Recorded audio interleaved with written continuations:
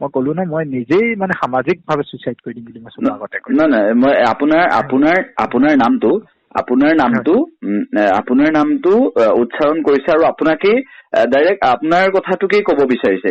কিয় আপোনাৰ ইমানখিনি মানুহৰ মাজত অসমৰ 3,30,00,000 জনতাৰ মাজত কিয় মানস চলিহাৰ নামটো আহিলে সেই প্ৰশ্নটো কিন্তু মানুহে কৰিছে।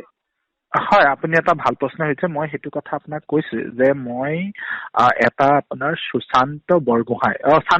শান্তনু বৰগোহাঁই বুলি এটা ফেচবুক একাউণ্ট মোৰ যিহেতু বন্ধুসকলো কিছুমান ফেচবুকত জড়িত তেওঁলোকে মোলৈ পঠাইছে আৰু সেই শান্তনু বৰগোহাঁই একাউণ্টটো বহুতেই কৈছে যে আলফা স্বাধীনৰ বহুখিনি পোষ্ট দি থাকে আৰু মই ভাবো যে সেই আলফা স্বাধীনৰ যিখিনি পোষ্ট দি থাকে সেই একাউণ্টটোৰ যোগেদি মোৰ বিপক্ষে এক ষড়যন্ত্ৰ কৰিছে। এইকাৰণে ষড়যন্ত্ৰ বুলি মই ক'ব বিচাৰিছো। চাওক মই আজিও মই কিছুমান বাতৰিত দেখিছো যে তেওঁলোকৰ মানে সেই নিষিদ্ধ ঘোষিত সংগঠনৰ মুৰব্বীজনেও বহুখিনি কথা কৈছে।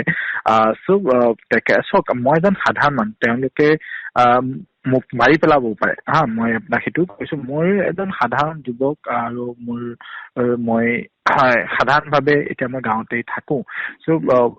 মই যিহেতু তেওঁলোকৰ মোৰ নিচিনা এজন যুৱকক চফ্ট টাৰ্গেট কৰিছে বুলি মই ভাবো, কাৰণ তেওঁলোকে বাৰে প্ৰতি চৰকাৰৰ যিখিনি ডেভেলপমেণ্ট এক্টিভিটি, আমাৰ মাননীয় মুখ্যমন্ত্ৰীৰ নেতৃত্বত যিখিনি ডেভেলপমেণ্ট এক্টিভিটিজ আছে সেইখিনিত বাধা প্ৰদান কৰা কিছুমান ক্ষেত্ৰত দেখা পোৱা যায়। আৰু মানে মাননীয় মুখ্যমন্ত্ৰীৰ যি ডেভেলপমেণ্ট ইনিচিয়েটিভ লৈ পেলাই অসমখনত কিবা কাম কৰিব, যুৱকসকলক উদ্যমিতাৰ ক্ষেত্ৰত কিবা কাম কৰিব কথা কয়, সেইবাবে ময়ো ভাবিলো 10 বছৰ 11 বছৰ মানে প্ৰাইভেট কোম্পানীত চাকৰি কৰি মানে PF উইডেল কৰি আহি মই এখন সৰু ফাৰ্ম কৰিব খুজিছিলো।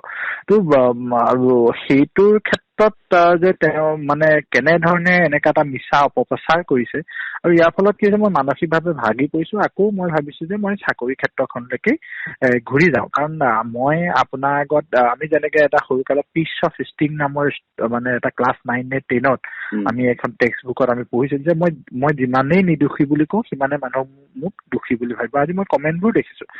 সকলোৱে কৈছে মই ৰৰ অফিচাৰ, মই যেনেকে পৰেশ বৰুৱা ডাঙৰীয়া যেনেকে তেখেতে যেনেকে কৈছে মই জোনেল হেড হয় অসম পুলিচৰ বিশেষ শাখা।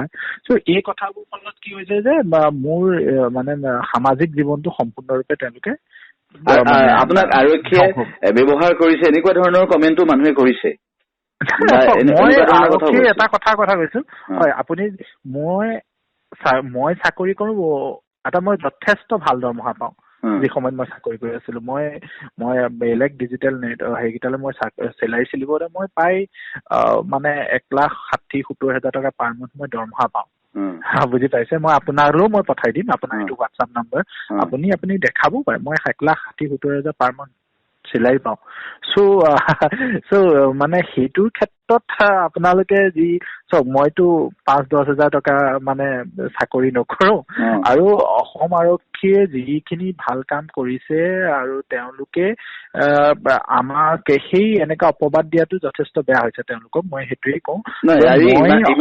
মই সেইটোতো গম পালো। আৰু এটা কথা আপোনাক এটা সাধাৰণ উদাহৰণ এটা দিব খুজিছো। যেতিয়া মই আজি মোৰ ফটোখন ওলালে মই স্থানীয় থানালৈ যেতিয়া গলো, ইমান তেখেতে স্থানীয় থানাখনৰ যি মানে বিষয়াতে ইমান ভাল ব্যৱহাৰ কৰিছে যে চাওক আপুনি কোনো ক্ষেত্ৰত চিন্তা নকৰিব। এনেকুৱা ফেক ভিডিঅ' ওলাই থাকে আৰু তেখেতে অফিচিয়েল নম্বৰটো দি পেলাই যদি কিবা ক্ষেত্ৰত অসুবিধা হয় আপোনালোকে আমাক যোগাযোগ কৰিব। এনেধৰণৰ ভাল ব্যৱহাৰ পোৱাৰ পিছত সকলো ফালৰ পৰা মই এটা নিৰাপত্তা, আপুনি এতিয়া নিজৰ জীৱনক লৈ শংকিত হৈছে, নিৰাপত্তাৰ ক্ষেত্ৰত কি কথা কৈছে আপোনাক? চাওক মই সেইটো কথা মই এতিয়ালৈকে মানে মই মানে আজি যিহেতু কথাবোৰ বেছি ফ্লাছ হৈছে, মই এতিয়া মোৰ সঁচাকে শংকিত হৈ আছো মোৰ দাদা বা সকলো। কাৰণ পৰেশ বৰুৱাই বাৰে তেখেতে এটাই কথা কৈ আছে যে মানস চলিহা। তেওঁ মানে প্ৰায় ডিজিটেল মিডিয়াৰ যোগেদি বা চেটেলাইট চেনেল মোক ধমকিয়ে দি আছে। চাওক মই এজন সাধাৰণ মানুহ, যদি তেওঁ মোৰ নিচিনা এজন সাধাৰণ ল'ৰাক যদি ধমকি দিছে বা তেনেকুৱা ধৰণৰ কথা কৈছে, মই ভাবো যে এইটো কোনো মানে মই কি বুলি ক'ম আৰু আপোনালোকে জানে এজন যদি মই গম পাইছো। নাই মই সেইটো বুজিছো।